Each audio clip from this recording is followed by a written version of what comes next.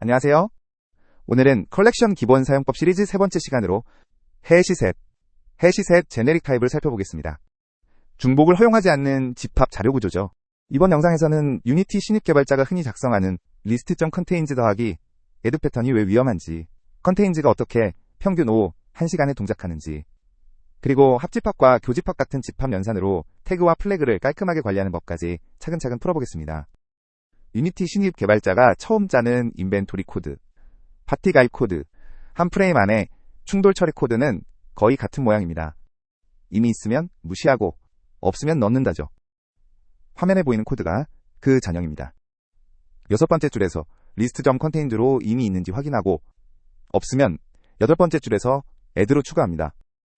적이 5마리, 10마리일 때는 아무 문제가 없습니다. 그런데 보스전에서 폭발 이펙트가 터지고 한 프레임에 콜라이더가 80개 들어오기 시작하면 이야기가 달라집니다. 컨테인즈는 1번부터 끝까지 한 명씩 비교하는 선형 탐색이거든요. 80개 항목을 처리하려면 평균 80 곱하기 40 즉 3200번의 참조 비교가 일어납니다. 유니티 프로파일러에서의 한 줄이 한 프레임에서 수 밀리초를 갉아먹는 함수로 잡히기 시작하죠. 그렇다면 자연스럽게 이런 의문이 생기죠.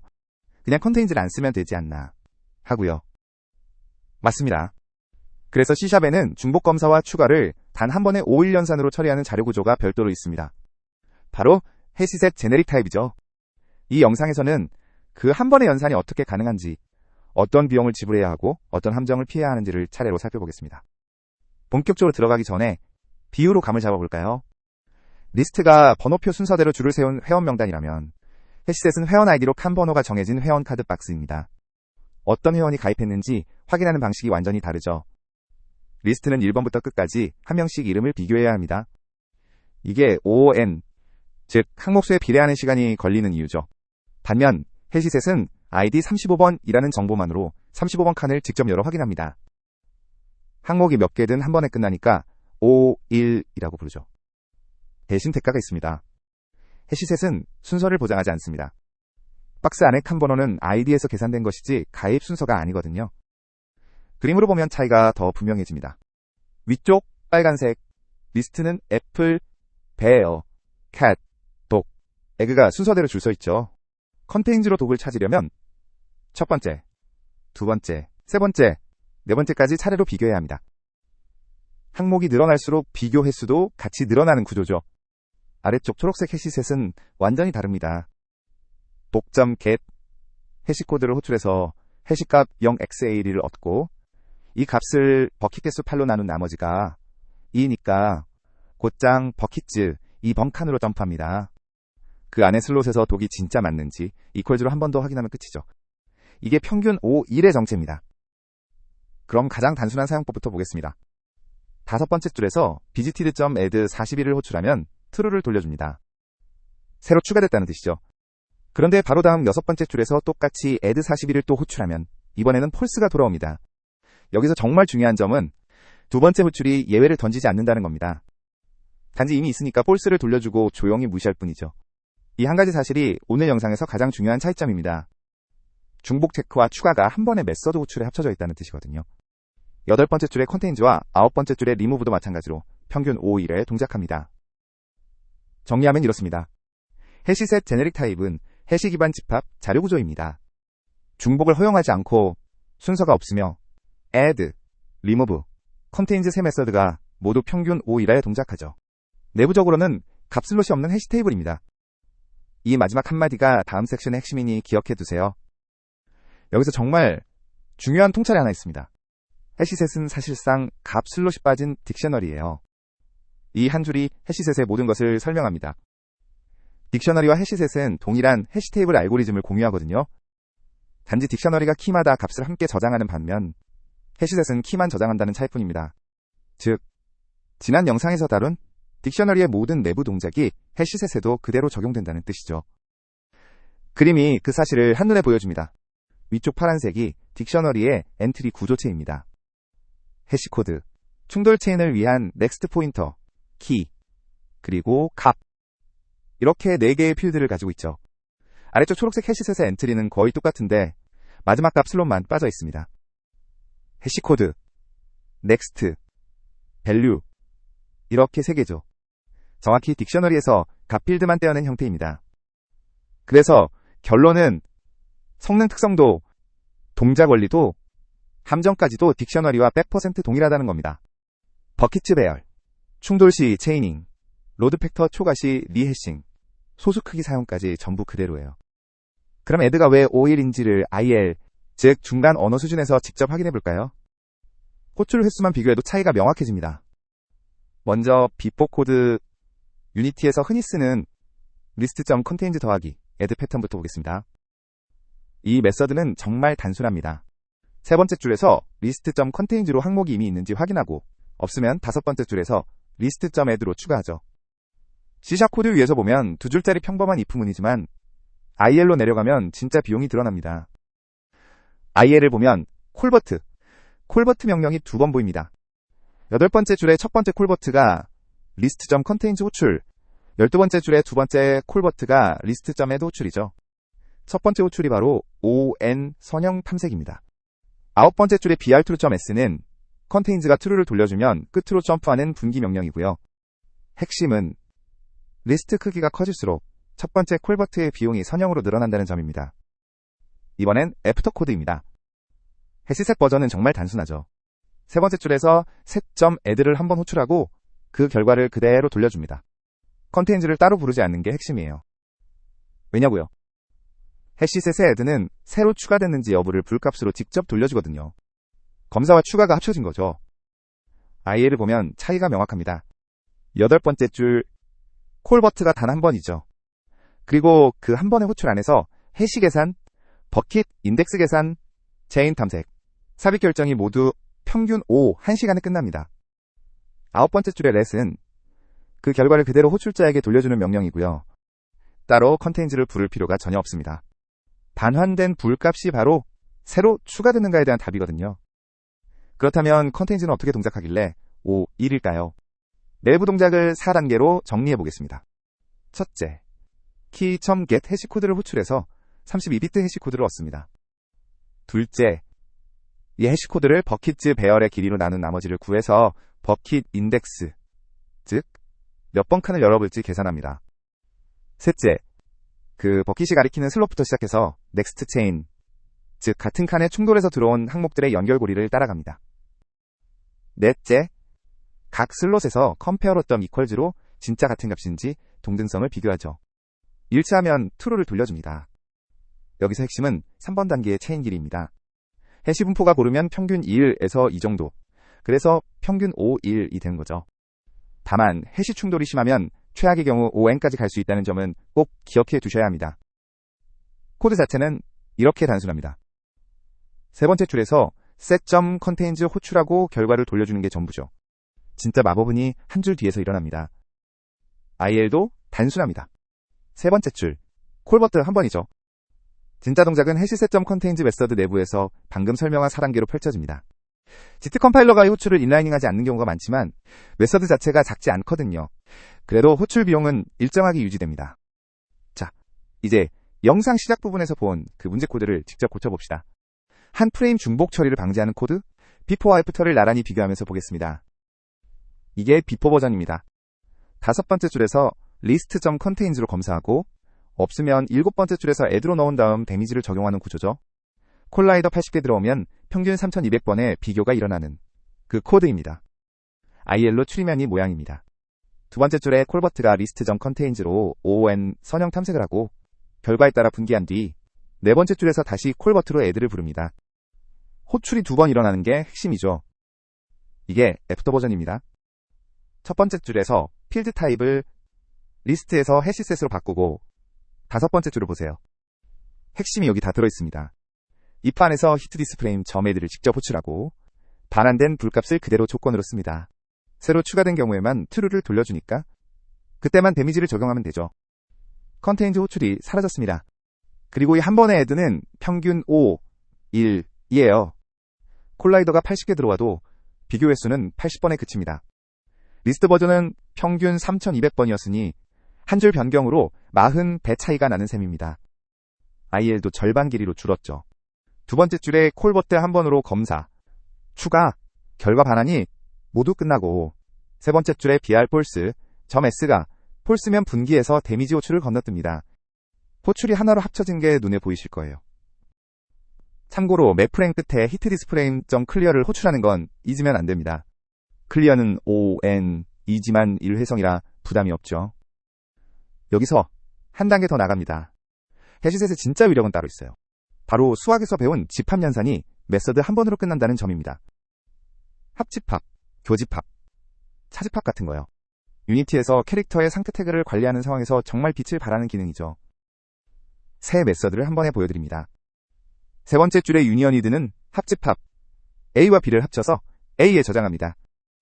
네 번째 줄의 인터섹트 위드는 교집합, A와 B 양쪽에 모두 있는 항목만 남기죠.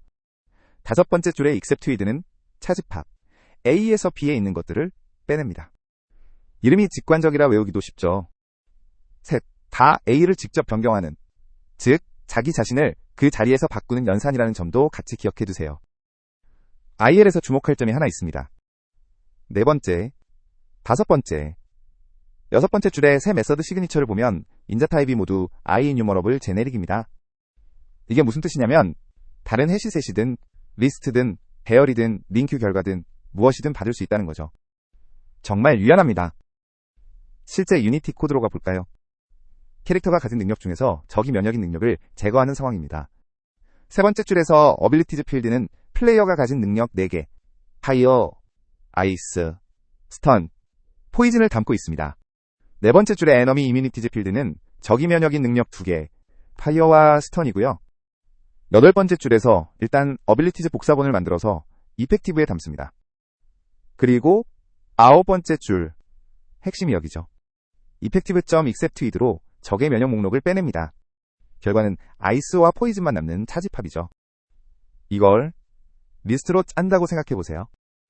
이중 루프가 필요하고 코드도 길어지고 시간 복잡도도 O, N 곱하기 M이 됩니다. except with는 B를 한번 순회하면서 A에서 O, 1 제거를 하니까 OM으로 끝나죠. 다음으로 자주 쓰이는 패턴 하나 더 보겠습니다. 문자열 집합을 다룰 때 대문자 애플과 소문자 애플을 같은 항목으로 취급해야 할 때가 있죠.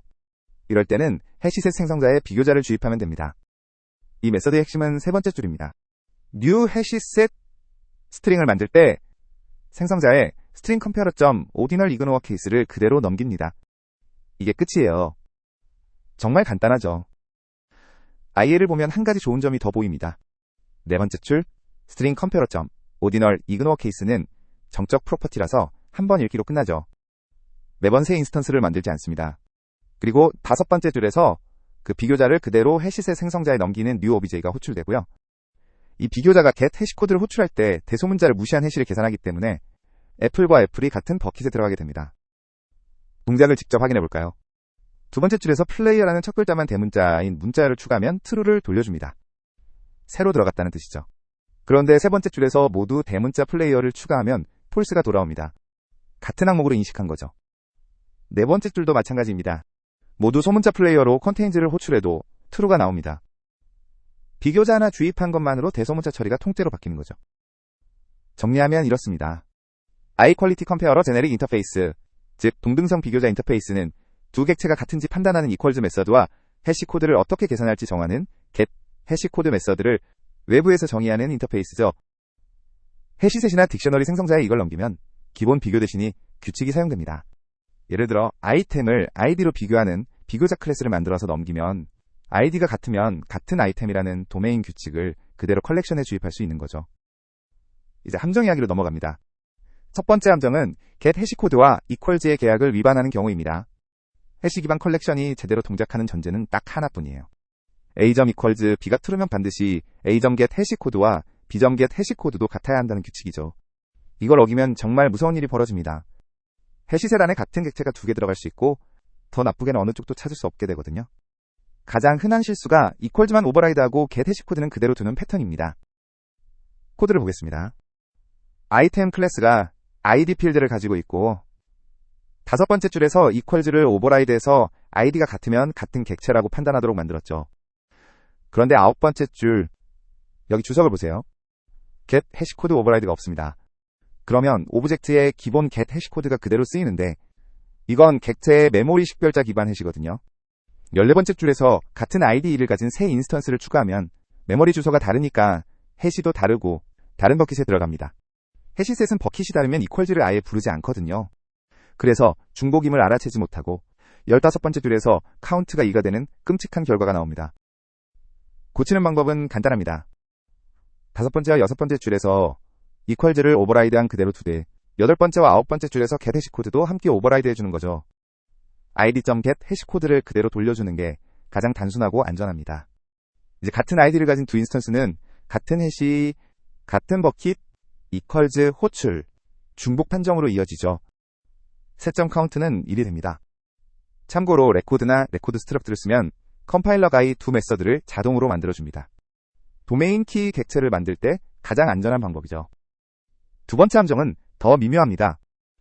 get 해시 코드와 이퀄즈를 올바르게 구현해도 해시셋에 넣은 다음에 키필드를 변경하면 객체가 미아가 되는 현상이 일어나거든요. 이게 무슨 뜻인지 코드로 보겠습니다. 보세요. 첫 번째 줄에서 id가 1인 아이템을 만들고 세 번째 줄에서 셋에 추가합니다. 네 번째 줄, set 컨테인츠를 호출하면 당연히 true가 나오죠. 그런데 여섯 번째 줄, 여기서 item.id를 2로 바꿉니다. 해시가 달라지는 필드를 변경한 거죠. 그 다음 7번째 줄에서 같은 아이템을 가지고 컨테인츠를 다시 호출하면 놀랍게도 폴스가 나옵니다. 자기 자신을 찾지 못하는 거예요. 이유는 이렇습니다. 객체는 여전히 셀 안에 있어요. 그런데 컨테인츠는 새 해시, 즉 이 점 get 해시 코드로 계산한 버킷을 보러 가는데 그 버킷에는 아무것도 없거든요. 원래 들어갔던 버킷에는 아이템이 그대로 있지만 옛 해시를 알아야만 찾을 수 있죠. 결과적으로 컬렉션 안에서 잃어버린 객체가 됩니다. 해결책은 키필드를 불변으로 만드는 겁니다. 세 번째 줄을 보세요. public int id 다음에 get만 있고 셋이 없죠. 이게 get only 프로퍼티입니다. 다섯 번째 줄에 생성자에서만 한 번 값을 정할 수 있고 그 다음에는 누구도 바꿀 수 없어요. 이러면 컴파일 시점에 키 변경이 막히니까 미아 현상이 원천 차단됩니다. 레코드를 쓰면 모든 위치 베개 변수가 자동으로 인이 논리가 되니까 더 편하고요. 세 번째 함정은 유니티 신입 개발자가 정말 자주 만나는 함정입니다. 해시셋의 순서를 가정하는 거죠. 다시 한번 강조합니다. 해시셋은 순서를 보장하지 않습니다. 추가 순서도, 정렬 순서도, 심지어 같은 구현이 항상 같은 순서를 보일 거라는 약속도 하지 않아요. 첫 번째 줄에서 3일이 순서로 초기화한 해시셋을 만들고 포이치로 순회하면 어떤 순서로 나올지 아무도 모릅니다. 1이 3일 수도 있고 3일이 그대로일 수도 있고 다른 순서일 수도 있어요. 유니티에서 해시셋으로 리스트를 관리하다가 왜 가끔 표시 순서가 바뀌지 않은 버그를 만나는 분들이 많은데 답은 단순합니다. 원래 순서가 없기 때문이죠. 그럼 순서도 필요하고 중복도 막고 싶을 땐 어떻게 할까요? 두 가지 패턴이 있습니다. 첫 번째는 리스트와 해시셋의 조합입니다. 두 번째와 세 번째 줄에서 ordered라는 리스트와 신이라는 해시셋을 같이 만들어 두고 여섯 번째 줄에서 신점 add로 1 중복 검사를 한 다음 새 항목일 때만 7번째 줄에서 ordered.add로 리스트에 넣습니다. 이러면 순서도 유지하고 중복도 막을 수 있죠. 두 번째 패턴은 정렬된 순서가 필요할 때입니다. 10번째 줄에 sorted set 제네릭 타입을 쓰면 트리 기반이라 o, log, n, is만 정렬된 순서로 순회할 수 있어요. 상황에 맞게 골라 쓰면 됩니다. 마지막 네 번째 함정은 enum, 즉 열거형을 해시셋에 넣을 때 일어나는 박싱 문제입니다. 이 함정은 .NET 프레임워크나 .NET 코어 2.0 이하 환경에서만 발생하지만 유니티의 모노 백엔드를 쓰는 분들은 여전히 주의해야 합니다. 코드 자체는 정말 평범합니다. 첫 번째 줄에서 플레이어, enemy, npc 세 값을 가진 태그 enum을 정의하고 다섯 번째 줄에서 해시셋의 컨테인츠를 호출하는 게 전부죠. C# 코드로는 박싱이 일어날 만한 부분이 전혀 안 보입니다. 그런데 진짜 문제는 IL과 런타임 내부에서 일어나거든요. IL을 보면 의외의 사실이 보입니다. 세 번째 줄, 콜버트 명령에 박스 명령이 보이지 않습니다. 호출 측에서는 박싱이 발생하지 않는 거죠. 그러면 문제가 어디서 일어나는 걸까요? 답은 해시셋.contains 메서드 내부입니다.